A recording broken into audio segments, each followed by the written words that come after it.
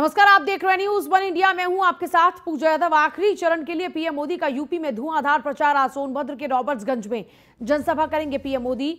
गाजीपुर में भी आज प्रधानमंत्री मोदी करेंगे जनसभा। दोपहर 3:45 पर वाराणसी के लिए प्रधानमंत्री मोदी प्रस्थान करेंगे। 3 मार्च को जौनपुर चंदौली में पीएम मोदी की जनसभाएं। 4 मार्च को मिर्जापुर में जनसभा करेंगे प्रधानमंत्री मोदी। तो गाजीपुर में आज प्रधानमंत्री मोदी की जनसभा। दोपहर 3:45 पर वाराणसी के लिए प्रधानमंत्री प्रस्थान करेंगे। 3 मार्च को जौनपुर और चंदौली में पीएम मोदी की जनसभाएं। 4 मार्च को मिर्जापुर में जनसभा करेंगे प्रधानमंत्री मोदी। आखिरी चरण के लिए पीएम मोदी का यूपी में धुआंधार प्रचार। छठे चरण का मतदान कल और ऐसे में 7वें चरण की तैयारी लगातार जारी है। प्रधानमंत्री मोदी से लेकर अमित शाह, सीएम योगी आदित्यनाथ, जेपी नड्डा सभी चुनावी मैदान में हैं और 7वें चरण की तैयारियां खूब जोरों पर हैं। खुद प्रधानमंत्री मोदी एक बार फिर से उत्तर प्रदेश में बीजेपी के लिए माहौल बनाते नजर आएंगे। 3:45 पर वाराणसी के लिए प्रस्थान हो जाएंगे। देखिए, प्रधानमंत्री मोदी के लगातार हर दिन कार्यक्रम इस वक्त उत्तर प्रदेश में हैं और क्योंकि छठा और 7वां चरण दोनों ही बहुत ज्यादा इंपॉर्टेंट है पूर्वांचल को साधने के लिए, प्रधानमंत्री मोदी की मौजूदगी बहुत ज्यादा इंपॉर्टेंट है। ऐसे में पीएम मोदी ने भी पूरा दारोमदार संभाल लिया है बीजेपी को फिर से सत्ता में लाने का। आखिरी चरण के लिए पीएम मोदी का भी धुआंधार प्रचार उत्तर प्रदेश में। आसिफ अंसारी गाजीपुर से मेरे साथ मेरे सहयोगी जुड़े हैं। आसिफ, क्या कुछ तैयारियां हैं गाजीपुर में? जी बिल्कुल, हम आपको बता दें ITI मैदान में पीएम नरेंद्र मोदी यहाँ 2:40 में आगमन है, जो मंच पे जनसभा संबोधित करेंगे और तमाम उनके साथ दिग्गज नेता भी मौजूद रहेंगे, तो देव सिंह भी मौजूद रहेंगे। पीएम मोदी के आगमन को लेकर कितने उत्साहित हैं उनके कार्यकर्ता? बिल्कुल, मैं बता दूं कि लोगों के लिए बहुत ही उत्साह नजर आ रही है और 1 लाख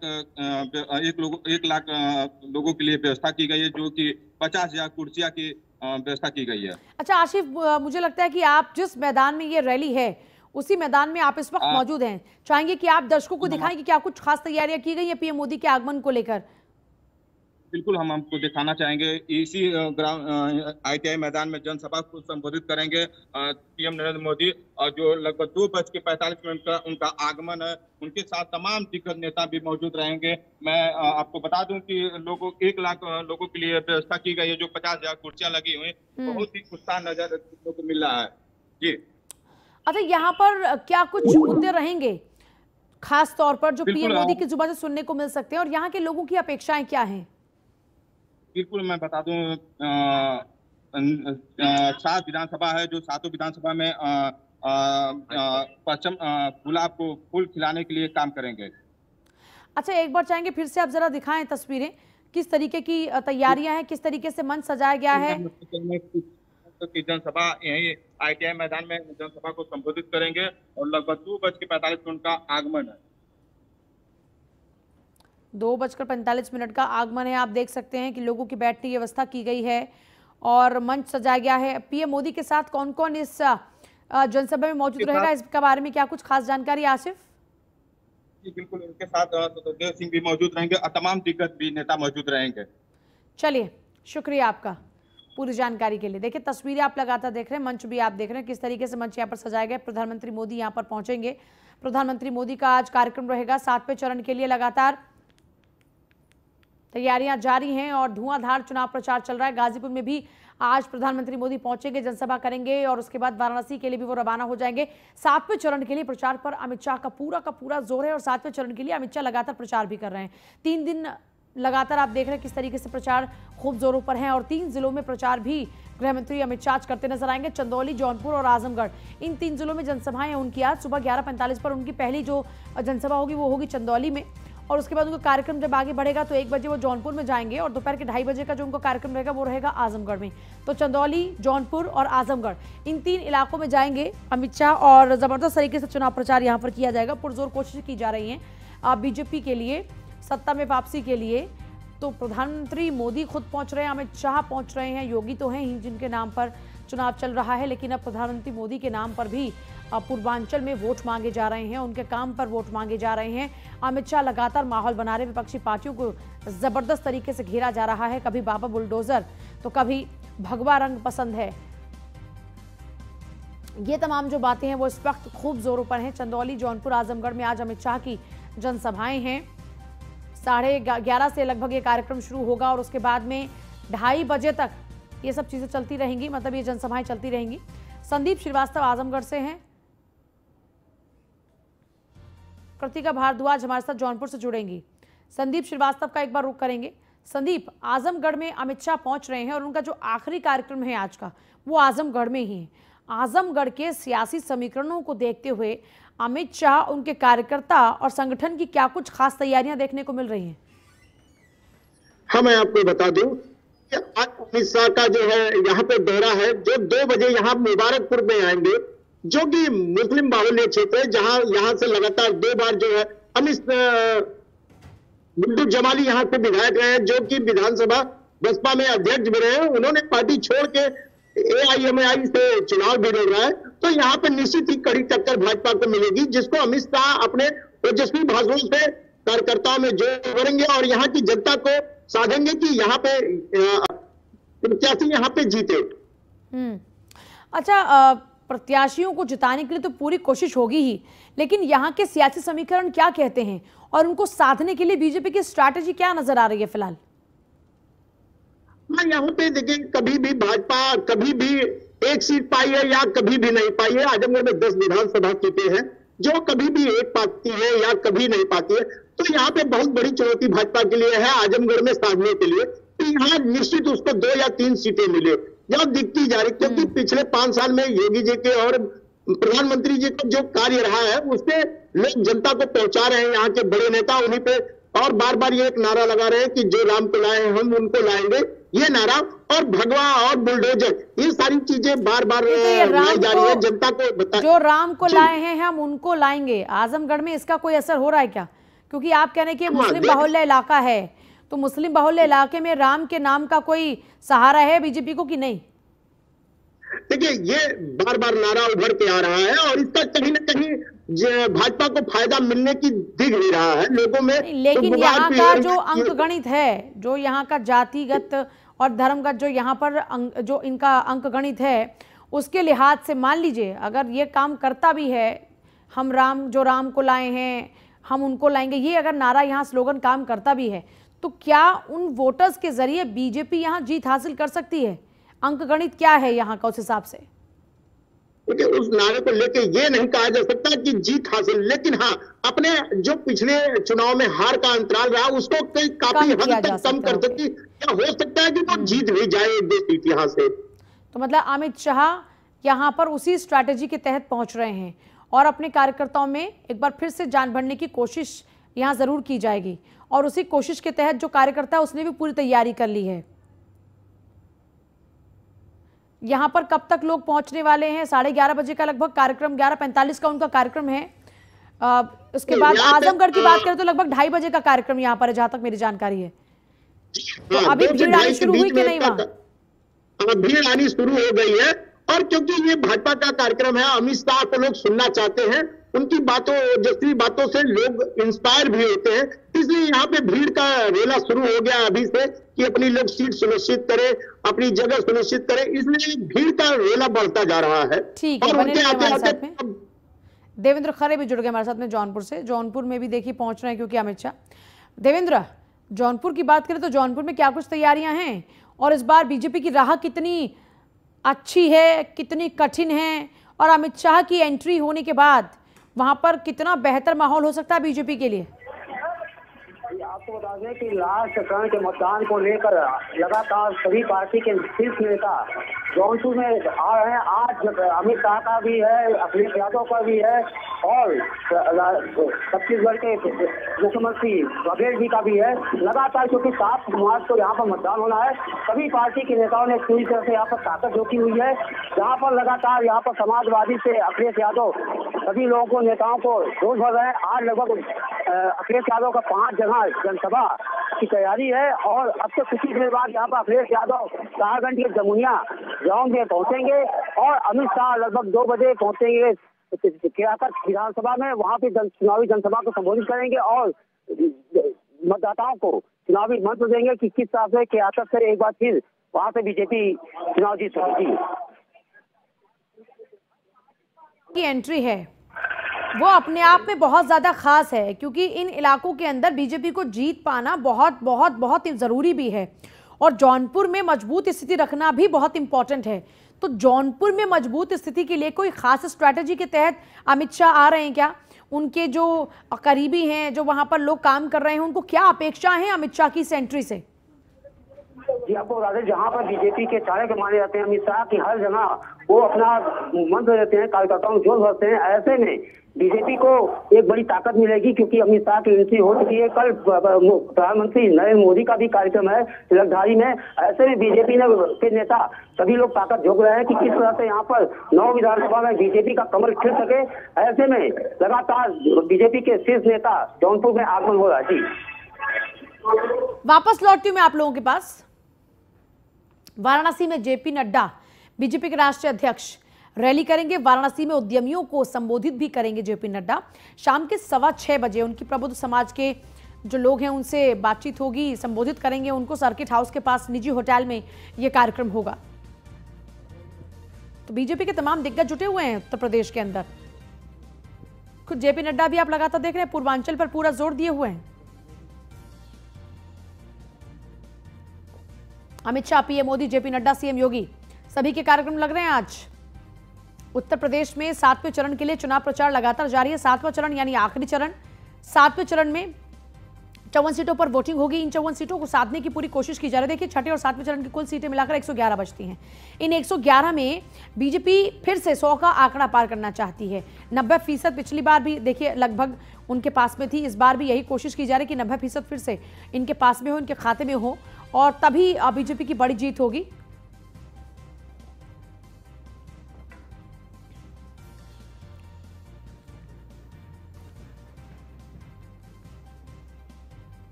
सातवें चरण के लिए सीएम योगी का धुआंधार प्रचार लगातार जारी है। कई जिलों में सीएम योगी गरजेंगे। मऊ के 3 विधानसभाओं में सीएम योगी की जनसभा है। आजमगढ़ के 2 विधानसभा में सीएम योगी की जनसभा है। तो आज सीएम योगी का भी यह कार्यक्रम रहेगा। सीएम योगी खुद धुआंधार प्रचार में लगे हुए हैं। आज कई जिलों में गरजेंगे सीएम योगी, क्योंकि इससे पहले देखिए गोरखपुर में वो डेरा डाले बैठे थे और अब मऊ के 3 विधानसभा में सीएम योगी की जनसभाएं हैं। मऊ को साधने की तैयारी आज करेंगे। आजमगढ़ के 2 विधानसभा में भी उनकी जनसभा है। देखिए, आजमगढ़ में अमित शाह भी पहुंच रहे हैं और आजमगढ़ में 2 विधानसभाओं पर खुद सीएम योगी का भी कार्यक्रम लगा हुआ है। 7वें चरण के लिए धुआंधार चुनाव प्रचार बीजेपी का जारी है। बीजेपी के तमाम दिग्गज चुनाव प्रचार में डटे हुए हैं। आज कई जिलों में गरजेंगे सीएम योगी आदित्यनाथ।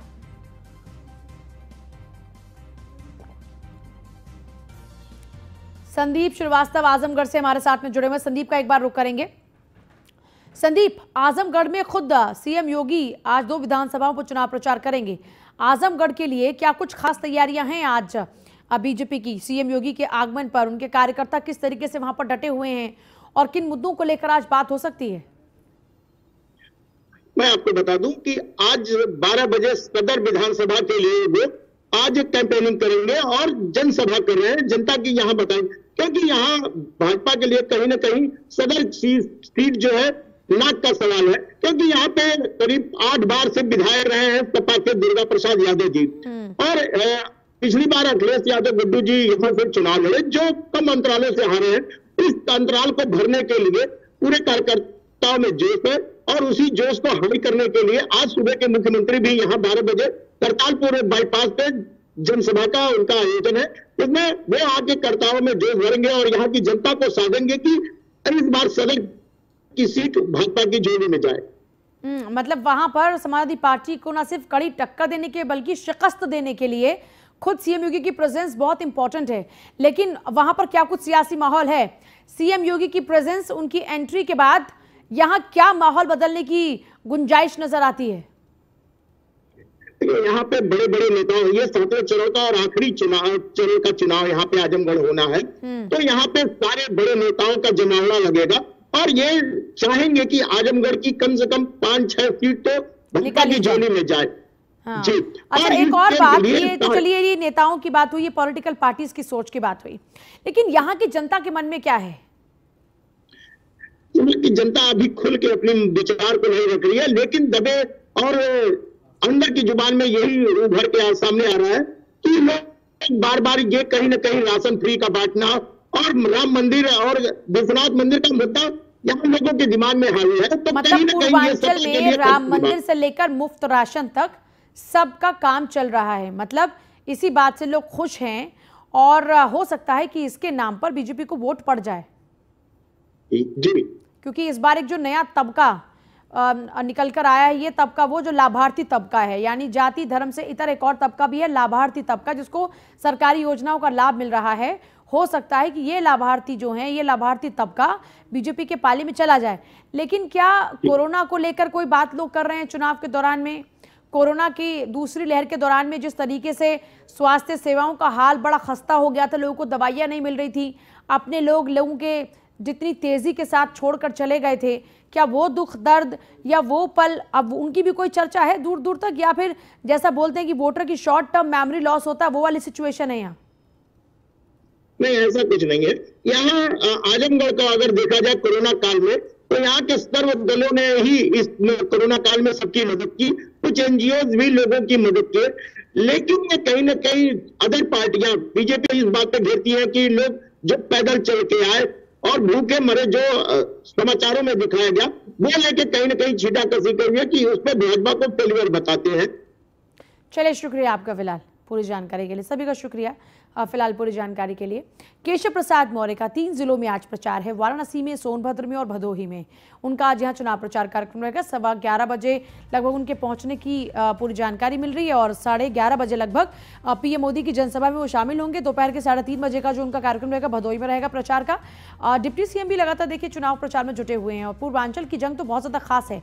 इस पूर्वांचल में पिछली बार पूरा भगवा लहराया था, इस बार भी उसी भगवा पताके को फहराने की पूरी कोशिश बीजेपी की ओर से की जा रही है। ऐसे में बीजेपी के तमाम दिग्गज लगातार डटे हुए हैं। अब देखिए, क्योंकि अब चुनाव प्रचार सिर्फ एक ही चरण के लिए बाकी है, तो ऐसे में जो पूरा का पूरा जो बीजेपी का शीर्ष नेतृत्व है इस वक्त वो यूपी में डेरा डाले बैठा हुआ है और सभी लोग चुनाव प्रचार में जुटे हुए हैं 7वें चरण के लिए। छठा चरण का मतदान कल हो जाएगा, उसके बाद आखिरी चरण का काम रह जाएगा।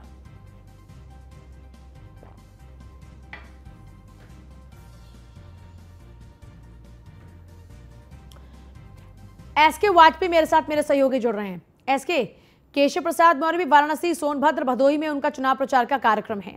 हम लगातार देख रहे हैं कि केशव प्रसाद मौर्य भी तमाम जगहों पर जाकर चुनाव प्रचार करें। अब क्योंकि 7वें चरण का प्रचार बाकी है, इसके लिए छठे चरण के लिए मतदान भी कल हो जाएगा। तैयारियों के लिहाज से देखा जाए तो पूरा शीर्ष नेतृत्व इस वक्त उत्तर प्रदेश में 7वें चरण की तैयारी में डटा हुआ है। लेकिन स्ट्रैटेजी वाइज अगर देखा जाए तो ये थोड़ा स्ट्रैटेजी में फिर से चेंज कर दिया पूर्वांचल में आते आते बीजेपी ने। अब भगवा रंग की बात फिर तेजी से होने लगी है। आप बिल्कुल निश्चित है, क्योंकि अगर हम देखें तो पश्चिमी यूपी के बाद अब सभी पार्टियों का फोकस पूर्वी यूपी पर है और चूंकि जो लास्ट के 2 चरण है इन्हीं पूर्वांचल के जिले चुनाव होना है। हालांकि जो छठा चरण है उसके लिए प्रचार बंद हो चुका है और कल मतदान होना है। ऐसी स्थिति में अब सभी पार्टियों ने अपनी ताकत 7वें चरण के लिए पूरी लगा रखी है और आज प्रधानमंत्री मोदी भी सोनभद्र के रॉबर्ट्सगंज में जनसभा करने आ रहे हैं और ऐसे में कहीं ना कहीं चाहे वो डिप्टी सीएम हो, बीजेपी प्रदेश अध्यक्ष हो या भारतीय जनता पार्टी उत्तर प्रदेश यूनिट के ज्यादातर नेता हों, आज पीएम मोदी की रैली में रहने वाले हैं। डिप्टी सीएम केशव प्रसाद मौर्य भी आज इस रैली में रहेंगे, जिसके बाद वो भदोही जाएंगे। इस रैली के समापन के बाद 3:30 बजे वो भदोही पहुंचेंगे, जहां पर वो अलग अलग विधानसभाओं में 2 रैलियां करेंगे और उसके बाद वो वाराणसी के लिए रवाना हो जाएंगे। तो लगातार, चूंकि अगर हम डिप्टी सीएम केशव प्रसाद मौर्य की बात करें तो उनके जिले में और उनकी सीटों पर प्रचार जो है वो चुनाव संपन्न हो चुका है और अब चूंकि पूर्वी यूपी के जो जिले हैं उनमें मतदान होना है। हालांकि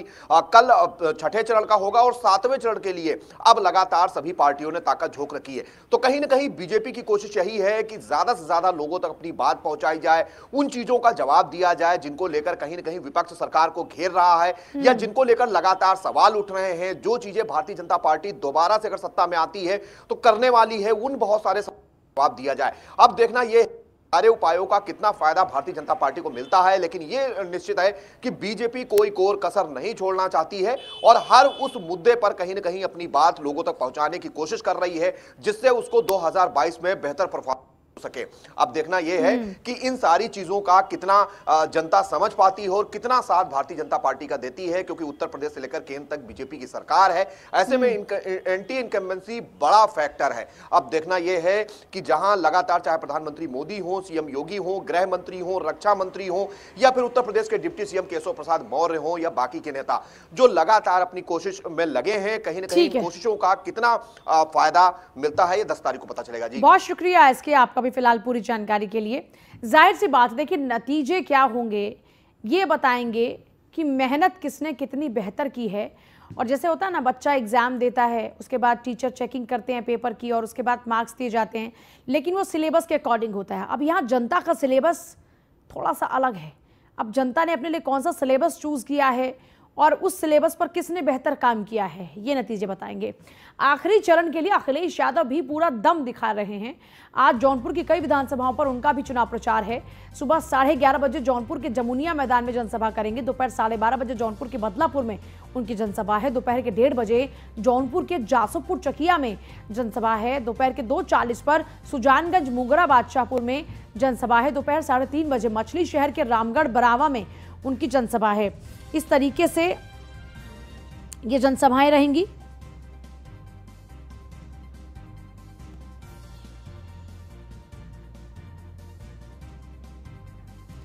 और देवेंद्र खरे हमारे साथ है जौनपुर से, मेरे सहयोगी। देवेंद्र, अखिलेश यादव का भी आज कार्यक्रम है जौनपुर में। जौनपुर के लिए अखिलेश के पास क्या खास है जो जनता उनसे एक्सपेक्ट करती है? आपको बता दें कि अब से कुछ ही घंटों के बाद अखिलेश यादव इसी जमुनिया ग्राउंड में मौजूद होंगे और यहाँ पर क्योंकि लगातार शाहगंज विधानसभा में शैलेंद्र यादव ललई का हमेशा दबदबा रहता है। 4 बार से ललई का हमेशा दबदबा रहता है, 4 बार से विधायक है, 5वीं बार की तैयारी के लिए है। इसको देखते हुए अखिलेश यादव यहाँ पर चुनावी जनसभा को संबोधित करेंगे। एक बार सभी कार्यकर्ताओं को ताकत देंगे और चुनावी मंत्र देंगे कि एक बार 5वीं बार यहाँ से शैलेंद्र यादव ललई चुनाव जीत सके। ऐसे में लगभग 5 आप तो बहुत लंबे टाइम से यहीं पर पत्रकारिता कर रहे हैं, यहाँ के स्थानीय मुद्दों को आप जानते हैं, यहाँ के नेताओं की नब्ज को आप जानते हैं, यहाँ के मुद्दों को आप बेहतर तरीके से जानते हैं। अखिलेश यादव भी यहाँ पर हैं, खुद अमित शाह से लेकर सीएम योगी आदित्यनाथ, जेपी नड्डा सब यहाँ पर टिके हुए हैं। ऐसे में एक तरफ है बीजेपी की पूरी फौज, दूसरी तरफ है खुद अकेले अखिलेश यादव। तो ये अखिलेश यादव इकलौते कितनी जबरदस्त फाइट दे रहे हैं बीजेपी को। आपको बता दें अखिलेश यादव लगातार यहाँ पर जौनपुर में जनसभा को संबोधित है। लगातार यहाँ पे कार्यकर्ताओं में काफ़ी उत्साह है। इसको देखते हुए अखिलेश यादव दोबारा आ रहे हैं। आज लगभग 5 विधानसभा में वो चुनावी जनसभा को संबोधित करेंगे। जहाँ तक माना जाता है यहाँ पर टक्कर जो है समाजवादी और भाजपा के नेताओं में है, लेकिन यहाँ पर अब की समाजवादी पार्टी की अधिक सीट निकलती हुई दिखाई दे रही है। ऐसे में यहाँ पर अमित शाह जो बीजेपी के चाणक्य माने जाते हैं वो आ जाएंगे और सभी कार्यकर्ताओं में जोश भरेंगे कि एक बार यहाँ से 9 विधानसभा में अखिलेश यहाँ पहुँच रहे हैं। तो आज क्या कुछ खास रहेगा उनके आगमन पर? उनके कार्यकर्ताओं में कितना उत्साह है? और अखिलेश जब पूर्वांचल में बोल रहे हैं तो उनके पास यहाँ के लिए खास तौर पर क्या शब्द हो सकते हैं? आपको बता दें कि अखिलेश यादव इतने मशहूर हो चुके हैं कि जब भी अखिलेश आते हैं तो कार्यकर्ताओं में एक अलग सा जोश दिखाई देता है। कार्यकर्ता उनको देखने के लिए हमेशा परेशान रहते हैं। ऐसे में कार्यकर्ताओं में काफ़ी उत्साह है कि शाहगंज एक बार फिर समाजवादी के खाते में जाए। इसको देखते हुए अखिलेश यादव यहाँ भी करेंगे, उसके बाद मल्ली विधानसभा में करेंगे, वहाँ लकी यादव के लिए प्रचार प्रसार करेंगे और बदलापुर में बाबा दुबे के लिए करेंगे, मुगरा बादशाहपुर में पंकज पटेल के लिए करेंगे, मछली शहर में रागिनी सोनकर के लिए प्रचार प्रसार करेंगे। काफी उत्साह है कार्यकर्ताओं में, काफी जोश है कि 2022 में एक बार फिर मुख्यमंत्री। बहुत शुक्रिया, उत्साह हमारी टीम में भी बहुत है। आप तक हर खबर पहुंचाने का बहुत शुक्रिया देवेंद्र। हमारे तमाम सहयोगी भी पूरे उत्साह के साथ में आप लोगों तक हर खबर को पहुंचाने के लिए जमीन पर लगातार बने हुए हैं और चुनाव में हर सटीक खबर आप तक पहुंचे इसके लिए प्रयासरत हैं। आखिरी चरण के लिए सब दमखम लगाए बैठे हैं तो प्रियंका गांधी भी पीछे नहीं। जोरदार प्रचार प्रियंका गांधी भी करने पहुंच रहे हैं। मऊ और आजमगढ़ में उनकी चुनावी रैली है। दोपहर के 1 बजे मऊ के मधुबन में प्रियंका की जनसभा है। दोपहर 2:30 बजे खैराबाद, मोहम्मदाबाद, गोहना में उनकी जनसभा है। शाम के 4 बजे आजमगढ़ की रानी की सराय में उनकी जनसभा है। प्रियंका भी पूर्वांचल में अब नजर आ रही हैं और पूर्वांचल की जंग में ताल ठोक रही हैं। प्रियंका गांधी भी आज मऊ पहुंच रही है। मऊ के मधुबन में उनकी जनसभा है। दोपहर के 2:30 बजे खैराबाद, मोहम्मदाबाद, गोहना में उनकी जनसभा है। तो इस तरीके से अब कांग्रेस भी अपनी मौजूदगी यहां पर दर्ज कराने की पूरी तैयारी कर रही है। और खुद प्रियंका, देखिए एक बात तो है कि कांग्रेस के लिए प्रियंका जो फिलहाल काम कर रही हैं वो काबिल तारीफ है। प्रियंका की प्रेजेंस से लोग उनके साथ जुड़ तो रहे हैं और जिस तरीके से उनके भी कार्यक्रम रहते हैं तो वहां पर भी प्रियंका को देखने के लिए सही या प्रियंका की मौजूदगी के जरिए सही, लेकिन हाँ, भीड़ तो प्रियंका के कार्यक्रमों में भी पहुंच रही है। वक्त छोटे से ब्रेक का हुआ है, लेकिन आप कहीं मत जाइएगा, बने रहिए हमारे साथ।